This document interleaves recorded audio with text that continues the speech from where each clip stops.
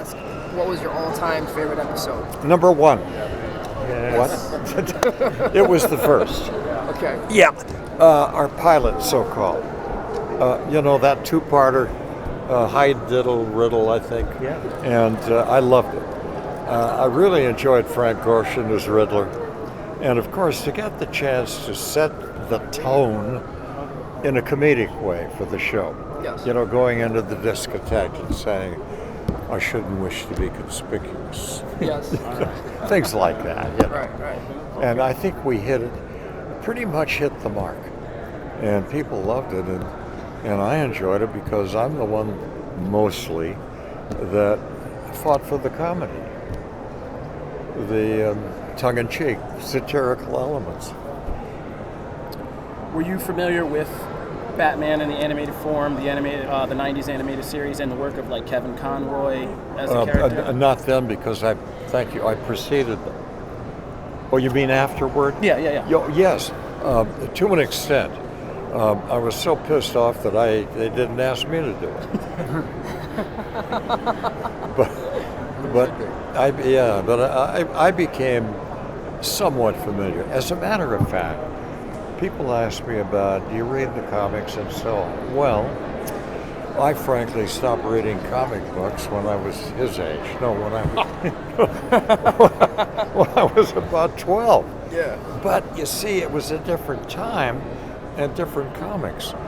Now the graphic novels and the artwork is so incredibly good that I go through them just to see what's happening. And I do see, pieces of the new movies,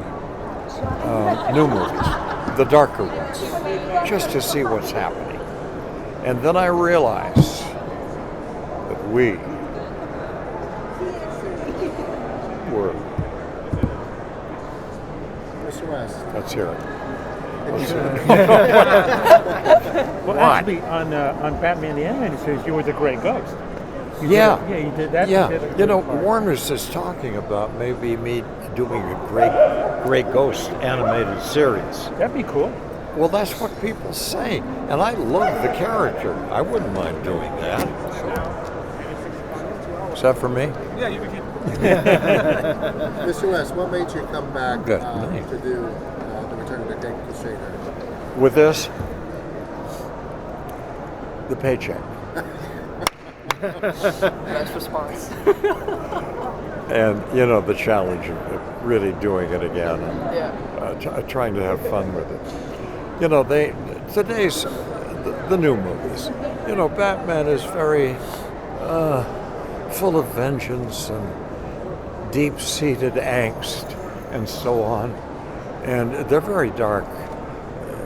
My Batman was just funny. Yes. Of course. Yeah, I try to make it funny and fun. I'm the happy Batman, for God's sakes.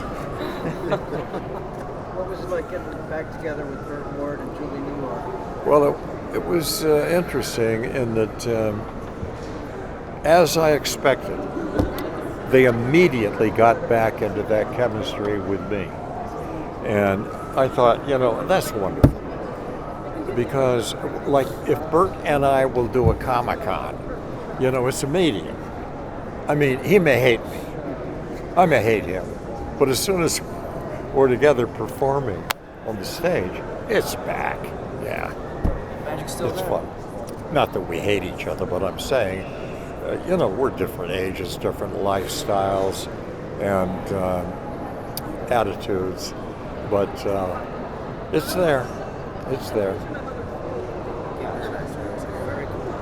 Am I boring you yet? No, you're not. Not at all. Okay. Do you have any advice for Will you future do me? Batman? Will you applaud when we finished? Of course. Oh, absolutely. I'm teasing Gary. Oh, yeah, definitely. He said it's the only time it's ever happened in our press room. Go on. Adam, go ahead. No, go ahead. Do you have advice for future Batman? Advice? Yeah. Yeah. Enough violence. And let the costume work for you. And put a little humor in it. Because I think it's about time to relieve that unrelenting kind of attitude of vengeance, and I can't take it anymore. I'm going home and I'm going to suck my thumb. What was it like to recite like the dialogue you did in '66, like, you know, crossing the street and, you know, things like that Batman would correct Robin all the time? I loved it because it was funny. You know, nobody would talk like that really, except Batman, the way he was.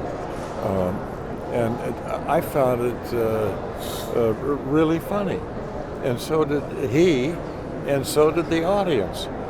So it gave me a chance to play a more straight ahead Batman from moment to moment, and to give the kids little homilies, little ethical lessons, whatever, that they really picked up.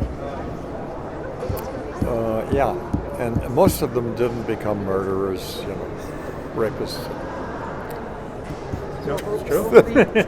Over the years, you've been to a lot of conventions and stuff like that. You've seen a lot of the fans. What have they asked you to repeat from the original series the most? To repeat? The lines from the original series. As part of a scene or something? Yeah.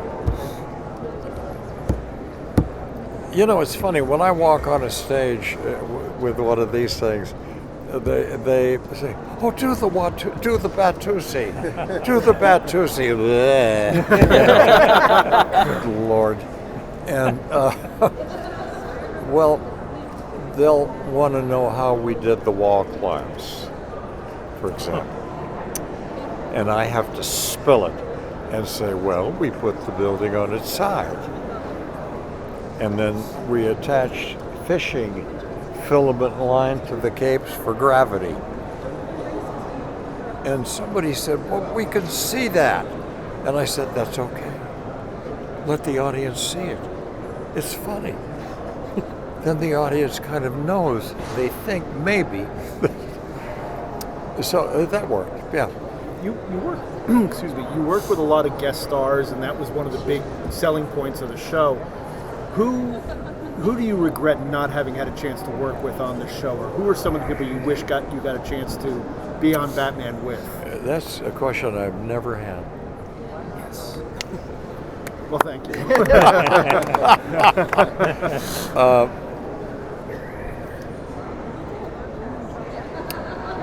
One day, Kim Novak called, my assistant, and said, do you think he would have lunch with me? Should I spill? Yes. Yeah, spill it.